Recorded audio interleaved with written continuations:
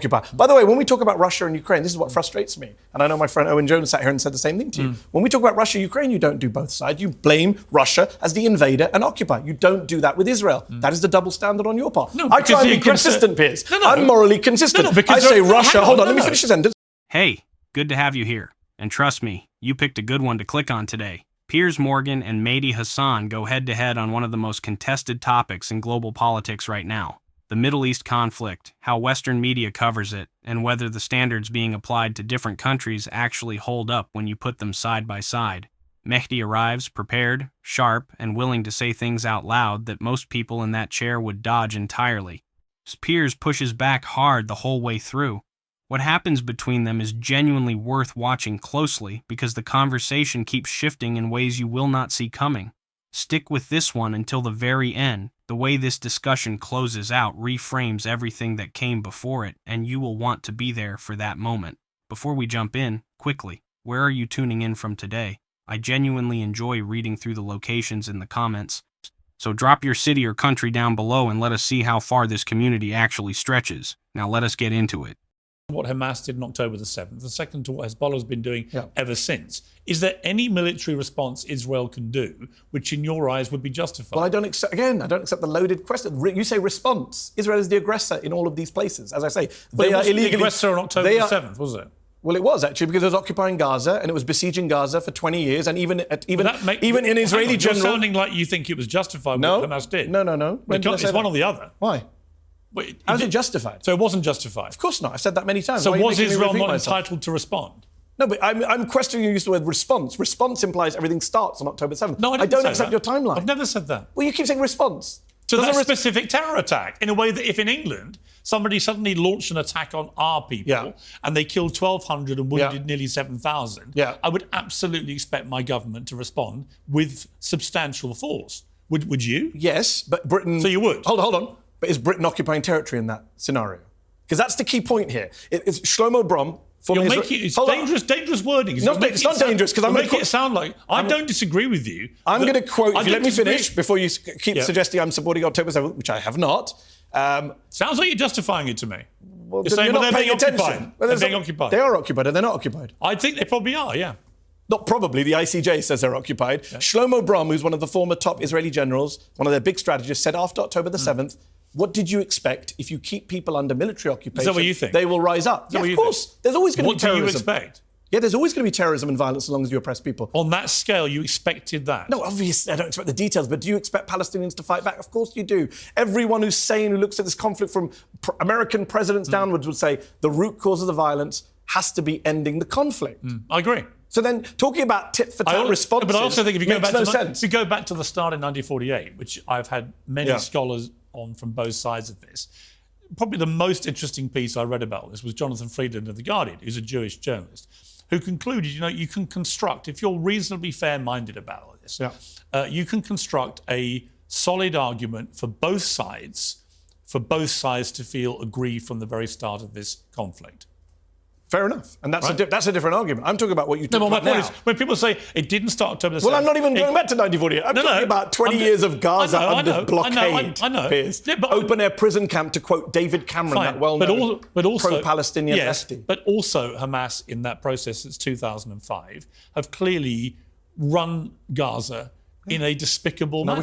Agreed. You wouldn't disagree? No. So it's not all Israel's fault, is it? Well, no, because you're mixing different things up. Is Hamas... You're always very keen to put it all on Israel. No, because if we're talking about... I try and be a little bit more like, hang on, when you commit a terror attack to the scale of October 7th... You both sides occupation and illegal... No, I don't. Yeah, you are. You just said, I try and be fair. You can't be fair to an occupier. By the way, when we talk about Russia and Ukraine, this is what frustrates me. And I know my friend Owen Jones sat here and said the same thing to you. When we talk about Russia, Ukraine, you don't do both sides. You blame Russia as the invader and occupier. You don't do that with Israel. That is the double standard on your part. No, I try and be consistent, Piers. I'm morally consistent. I say Russia... Hold on, let me finish the sentence. Russia illegally invaded and occupied Israel and illegally annexed Crimea. And Israel is doing the same thing in the West Bank, Gaza, the Golan Heights. As you know, they are completely different. Yeah, Israel's worse. It's been going on much longer. Well, people living under much worse conditions. And they've killed more kids. There is no similarity in these two situations. Agreed. Israel's is worse. It's not. How many kids have been killed in Ukraine versus Gaza? Well, in 1 year. Ever. In 1 year? Ever. Take whatever point you want. More kids have been killed in Gaza than in Ukraine. Okay. Every human rights group agrees with that. What's happened in Ukraine? We can come to Ukraine. What happened in Ukraine is a Russian dictator invaded illegally. We agree on Ukraine. Yeah. But we don't agree in Israel because you're not consistent. I think Israel is much more consistent. complicated. That's complicated, as my friend Ta-Nehisi Coates pointed out the other day, is just a good way of avoiding attributing moral responsibility. Here's what nobody wants to actually address. The moment Piers asks whether Israel is justified in responding, Mehdi does something most commentators are too afraid to do. He rejects the entire framework of the question, and you have to understand why that matters. The word response implies everything started at one specific moment. It implies clean hands before that moment. But Mehdi pulls out the exact context that changes everything. 20 years of blockade, military occupation, a siege that a former British Prime Minister once called an open-air prison camp. So when Piers uses that England analogy, imagine someone attacked us and killed over 1,000 people, Mehdi stops him cold. He asks, is Britain occupying territory in that scenario? That is the key point. Because here is what people rarely acknowledge in these conversations. International law does not give an occupying power the unlimited right to use force against the people it is occupying, purely in the name of self-defense. That is not a fringe position. That is documented in UN resolutions, legal scholarship, and positions held by international courts. And then Mehdi drops the Russia comparison. He points out directly to Piers that on Ukraine, Piers takes one clear side. Russia is the invader. Russia is the occupier. No, both sides. No, it is complicated. But the moment the conversation shifts to Israel, suddenly there are two perspectives to weigh. Suddenly it gets nuanced. What appears has no real answer. He just says they are completely different situations. But Mehdi does not let him escape. He says Israel's situation is actually worse by the numbers. Longer occupation, more children killed, harder conditions. Mehdi said this directly to Piers, word for word. That is not a hot take. That is holding someone to the exact standard they claim to already have. It's complicated. No, it's not complicated, actually. Israel is the occupier under international law. Israel is the one killing the vast majority of civilians. Right now, it's not a liberal democracy. It's run by neo-fascists now. Well, I don't disagree with you. There are some right-wing headbangers on that cabinet. I also think that Netanyahu has to go. I also think the whole of Hamas have to go, right? Under no scenario is it a liberal democracy right now. Palestinians do not have the same rights. But let me come back to my point about Hezbollah, because that's the most current part of this crisis over there. We'll cover all this. We've got plenty of time. With Hezbollah, my point to you would simply be that if someone does what Hezbollah did on October the 8th, has carried on doing it all year, they have a charter which says they want to eradicate Israel, you have to defend yourself. So the question then becomes, what type of defense or response or reaction or revenge, whatever you want to call it, I don't want to get caught in the semantics of a word, but what kind of thing can Israel do, given that direct threat to them, to their existence?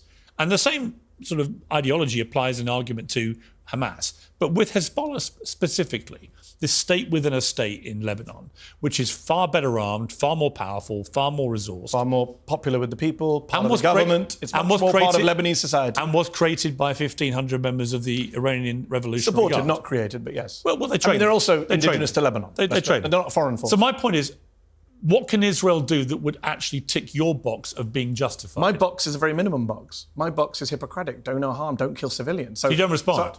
No. You don't respond. This is the same argument with Gaza. You don't respond by killing 40,000 people. What do you do? What do you do? What do you do if you're Israel? Target Hezbollah people. How? I don't know. Jonathan Conricus came on your show last week. They couldn't have been... IDF colonel. He said they're not in civilian areas, so we're able to target them. Okay, target them. Then if you want to target them, under the rules of war, you can target combatants. But Piers, hold on. You just said earlier. Let me finish my point, then you come back in. No, Mehdi. Go on. Then I'm going to finish my point. You literally just said you can target combatants. Yes. But when they did that last week with the walkie-talkies and pages, you said, no, that's a terror attack, it's illegal. Hold on. Couldn't there have been a more precise targeting of combatants? Hold on, because A, they didn't just target combatants, as we've just discussed. B, they did it in civilian areas. And C, they did it in violation of the amended Protocol 2 of the Convention on Certain Conventional Weapons, which doesn't allow booby traps. So there is no... I already explained the booby traps. Actually, no, that's not true. It's not true. Okay. Booby traps are not allowed if they are genuinely indiscriminate in the way that they potentially... You don't think going off in a grocery store is indiscriminate? No, actually, I believe what I've seen... You gave the British example earlier, Piers. Are you okay with someone blowing you up in Sainsbury's, the guy next to you, blowing you up in Sainsbury's? I believe that what has been reported, right, widely reported, is that 3,000 terrorists, militants, Hezbollah members, whatever you want to call them, were very precisely targeted. Are you saying people by your criteria? Did they go off in grocery stores and hospitals? If it's legal, Piers, did they go off in Hang grocery on, stores and hospitals? No, you brought up the UK earlier. We're in London right now. If I go from here to the local Sainsbury's to pick up some chocolate on the way out of the studio, and a terrorist is targeted next to me and they blow it up in Sainsbury's and I lose my eyes, you're saying that's okay? No, but if you have Sounds people... like you're saying it's okay. If those people in that grocery store are literally responsible for firing rocket after rocket at You're a okay with them country, being blown up with me? I'm just collateral damage. I actually looked at what they did and I thought it was a very precisely targeted What about thing. the 500? What about the 500 civilians killed on Monday, which you just don't want to talk about? No, today? I'm going to come to that. You keep saying that. The time's nearly up. 500 time people. is not nearly up. Well, we'll be talking for literally 15 minutes. Stop 500 racing people. the clock down. I have another Mehdi. show to do, Piers. Hang on. 500 people died on Monday. I've come in early for you. 500. I was looking for a thank you, Piers. Thank you, Piers. 500 people were killed on Monday. You're not talking about that. And I would say it sounds like you're justifying that. I am going to talk I've about not that. justified October 7th. First of all, though, before we get to that, I just want to get inside your head about what you think is legitimate, because you said a very interesting thing. One, what they did was a terror attack, even though they would say they targeted specifically combatants, and that is lawful. But that's not true, though. We know that's not true. Well, it is true. It is. It's not true. It is true. You can never kids, doctors, nurses. No, you can never target combatants and not involve civilians ever. That's funny because Israel were bragging. Well, people on behalf of Israel. Tell me one war. Didn't Where they kill Ismail Haniyeh without collateral damage? Tell me one. Hold on, didn't they kill Ismail Haniyeh in Tehran without? Tell me one war where that's happened. I just told you. You just interrupted me twice. Ismail Haniyeh was killed in Tehran. There was no collateral damage. But I don't agree with that killing, but there was no collateral damage. But to be clear, you think that the targeting of combatants is legitimate? If you're in a war. Okay. And they are fighting with you, and they are fighters. Yeah, of course it's legitimate. But you also think that when Israel targeted combatants from Hezbollah last week, because I don't accept in a very the premise precise of way, I don't accept the premise. It's terrorism. Yeah, I don't. How can it be both? Hold on. Leon Panetta says it's terrorism, the former head of the CIA, not just me. Well, you act like it's some crazy extreme view. If the head of the CIA, the former head of the CIA is saying this is terrorism because it's I want you to done. explain what is...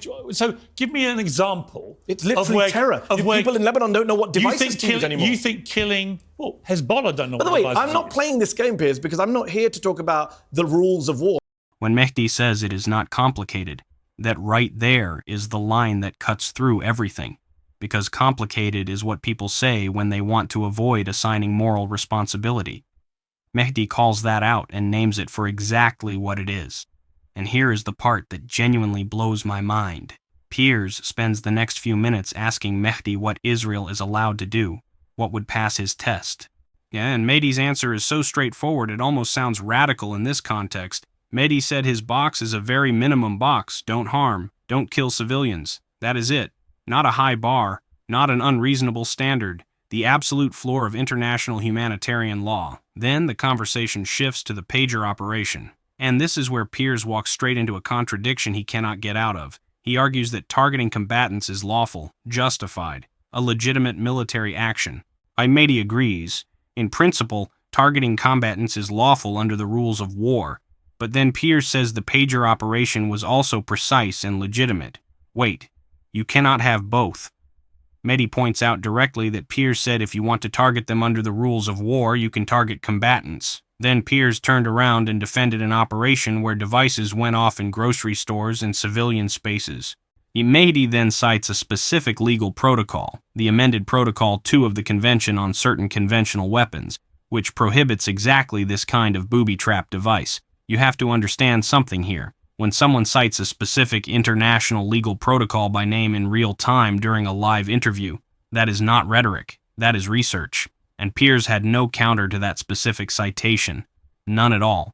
The double standard that was exposed earlier in the conversation, Mehdi just proved it again using a completely different example. My position is, even if it's legitimate... You just talked about them. No, because I'm saying even if it's legitimate, even if I accepted the 3,000 is legitimate, which I don't, I still don't think they should do it. But you said targeting... Can I finish a sentence? You said targeting militants, combatants, is lawful and justified. Yes, but even then I don't think you should do it. Okay. You know what? Can I finish a sentence? I think there's an inconsistency there. No, I'm very consistent. I'm saying even if it's legitimate, which in this case it's not legitimate, let's say I take the saying it's legitimate, You still shouldn't do it because all it leads to is escalation. I don't want escalation in the Middle East. I don't want a regional war that America dragged into. I'm saying that the way of the gun, the military solution to everything, is a failure, whether you think it's moral or immoral. How should Israel respond? I've told you, end the occupation. You don't want to talk about the occupation, Piers. You don't want to talk about the 500 dead. I'm telling you, that's the root cause. Israel wants to do everything except what every smart person is telling them to do. Even members of their own security establishment are telling them to do. End the occupation. And then see what happens. You say nobody's waking up in the morning saying we want to kill Israel for no reason. You say, Mehdi, all roads lead to the occupation. Yes. Okay? Israel would say all roads lead to Iran. Who cares what Israel says? They've lied for the last year. They've lied for 30 Who cares what they say? Yeah, do you care what Russia says?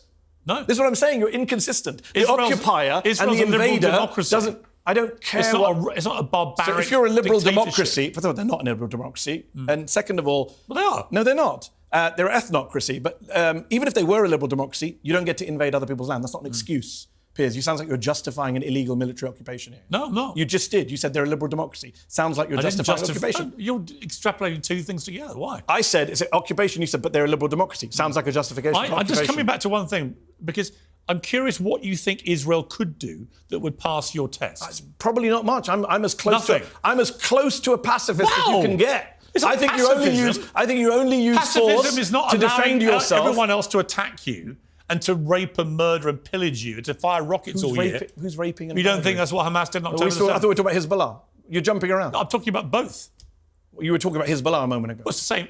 To me, it's the same. But that's the problem. To you, it's the same. Everything's very simplistic. Let me explain why. You have two. Lebanon is way more complicated. To me, you have two groups of terrorists funded by Iran.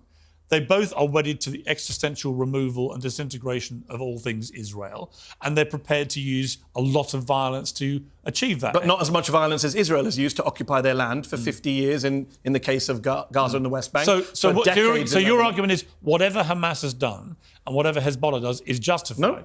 The only person justifying violence here is you, Piers, not me. So I've not justified any violence today. You've justified terror.